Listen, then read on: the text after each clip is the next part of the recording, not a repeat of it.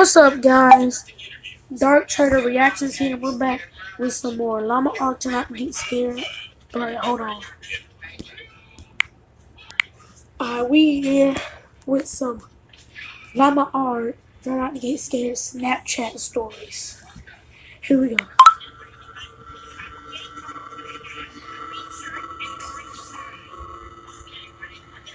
This happened a week ago.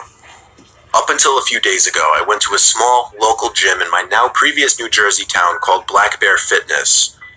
One day, I had the misfortune of running into some skinny, awkward, yet creepy-looking kid, probably 18 years old. He didn't look like he belonged in the gym at all. I had headphones in and I was doing my set when I heard him saying something to me, but it was muffled by the music. I was already annoyed with this kid, given that he was breaking an unwritten rule of the gym. Don't try to talk to somebody when they're doing their sets. I took my time finishing my set, and then took my headphones out to ask if he needed something. Then he started acting like I looked familiar, but right away I knew this kid was just trying some pathetic attempt at making friends. I assured him I didn't, but the kid wouldn't stop talking to me. I'll skip most of the conversation, but eventually he actually asked me for my Instagram and Snapchat, weirdly enough, and for whatever reason I gave them to him. Instead of just saying something like, "Buddy, I'm trying to work out," or "I don't have social media." Yeah, that's what you said. After I gave him my Snapchat and Instagram, however, I did kind of urge him to let me resume my workout. He finally seemed to get the message and walked away. Not without saying bye like 3 times, though. That night, I got a snap on my phone saying, "From Sean."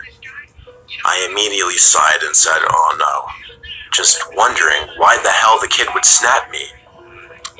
I opened the snap, and the kid was in a creepy, weird pose, face way too close to the camera, with his head resting in his hand and a half smile on his face. Don't do that. The text over the picture was "Hey" with 2 Y's.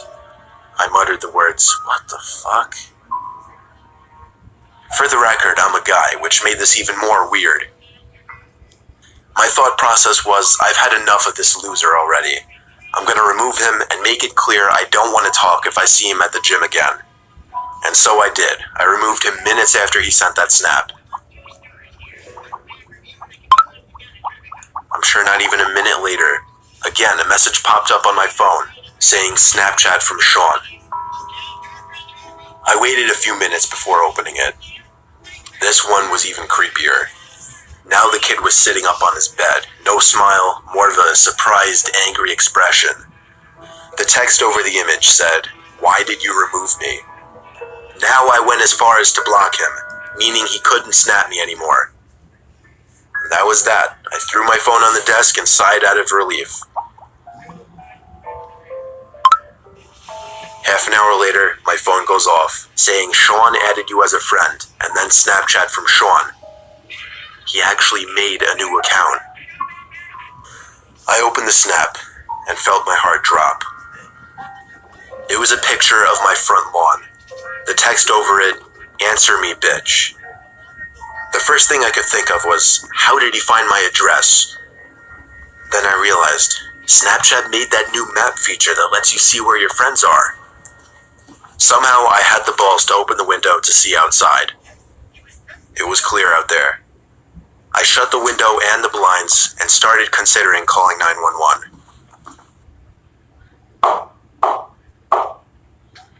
It was the sound of taps on the window. I took a deep breath, and with one swift motion, I pulled up the blind and the window at the same time and pulled the kid into my room by his neck. I punched him in the face a few times before he was out cold. There we go. Now I called 911. By the time they arrived, he was awake, cursing me out, promising he'd be back and kill me. The cops heard it all. I didn't even have to make a case. The kid was an idiot. Luckily, the timing of this worked out well because I just moved a couple days ago out of state. Only thing that worries me, I don't want to have to make a new Snapchat account, but anytime somebody new adds me on the app, I'll never know if it's secretly that Sean kid again.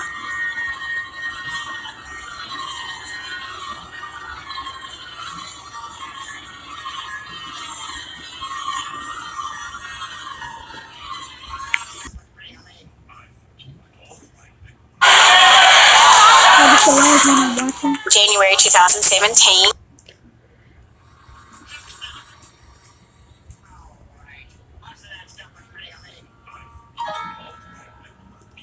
3 months after I turned 16 in 2005, I got my first car, a 99 Toyota Camry. On a warm Saturday night, when my friend Alex invited me over to one of his friend's big parties, I knew I wouldn't be in a condition to drive the Camry home afterward. So we carpooled with Alex's girlfriend, Brianna. We lived in the countryside of Virginia, meaning less big parties. Meaning when there was a big party, it was a huge deal and everyone would go. We lived about 5 to 10 minutes away from this kid's house. I knew where he lived as I was acquainted with him, but not exactly friends. The whole ride there, we took the same 2-lane highway type road through the woods, and this kid's house was actually on this road further down. At certain points on this road, there were a few houses on either side, and then it would just go back to being a long, empty highway again. The house was tiny, like a lot of houses around the area, but the party was held outside anyways, since its closest neighbors were relatively far away, and noise wasn't an issue.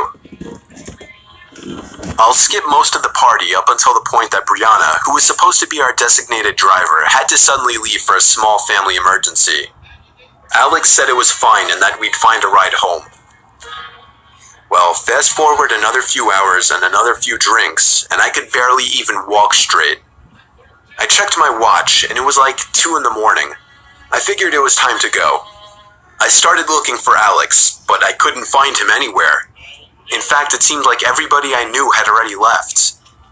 I could barely even think straight, but I was still furious at the fact that Alex could have actually left without me. I asked to use the party host's phone and dialed Alex's home number. After 2 tries, I gave up and then realized I shouldn't wake his family up. So, literally not knowing what else to do, I dizzily stepped out onto the road and began walking back home. I knew this walk would take anywhere from half an hour to an hour in my condition. Maybe after 15 minutes of walking down the road, the slight shine of car headlights on the road was fading in from behind me. Jumping for joy inside, I lifted up my arm and stuck out my thumb. As the car neared, it slowed down and came to a stop right next to me. The man driving the '98 Ford Explorer rolled down the window and asked where you headed. I told him my house was just down the road and beyond a right turn, probably slurring my words beyond comprehension. He chuckled and told me to hop in. I thanked him and joyously hopped into the truck. I was exhausted, and I remember completely disregarding things the guy was asking me because I was so close to just passing out. And that's what happened. The memories of being in that truck turned to a fog, as I'm sure I passed out.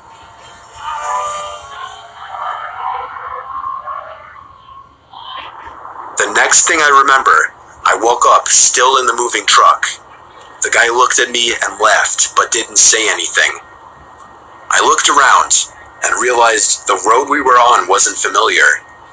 I nervously asked, where are we going? He then said, so what were you doing out this late anyway? As the man answered my very straightforward question with another irrelevant question, the sobering reality of the situation hit me. You can let me out anywhere, I told the man. The man responded with a firm no. I felt like throwing up as he said that. No, I really actually felt like I was going to throw up. I started to gag as I felt more and more nauseous by the second. The man took his eyes off the road to look at me, and that's when I thought of the perfect distraction. I turned in his direction as I continued to gag, and he started to kind of lean away and slow down the car. Thankfully, I drank as much as I did because I finally threw up and made a point of doing it all over the man's lap. The man yelled in frustration and stopped the car, and that's when I took it upon myself to run for my life into the woods and duck behind a few bushes. The man came following into the woods with a flashlight, and on 2 separate occasions, he shined the light straight over me without noticing. Eventually, I heard his footsteps walk even further into the woods past me. That was when I ran back to his truck, but unfortunately, he was smart enough to lock it. By some miracle, I saw another car approaching in the distance, and I ran out into the middle of the street, waving my arms like a lunatic. The car tried to avoid me, but I wouldn't let it. They were forced to stop, and I yelled at them to help me before they came back. Once I told them that I was kidnapped by the man who was driving that Ford Explorer, the driver agreed to give me a lift. Not to the police station or anything, but to my house. I made it back safely where I couldn't thank the driver enough. I immediately woke up my parents and told them. My dad wanted to know if I got his tag number, and then I felt like punching myself in the face.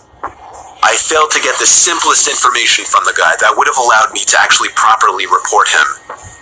All I knew was that he drove a faded blue '99 Ford Explorer. I made sure to give Alex a piece of my mind, and part of me always held a grudge against him ever since, just for abandoning me at a party without telling me. I haven't seen him in 4 years now, however, and this was actually the first time I even thought about this incident for almost a year now.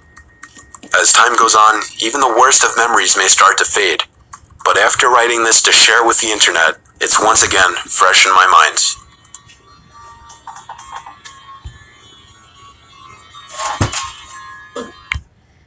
Well, that's all for today, guys. Go subscribe to me, go subscribe to Lama Arts, and I will see you in the next one.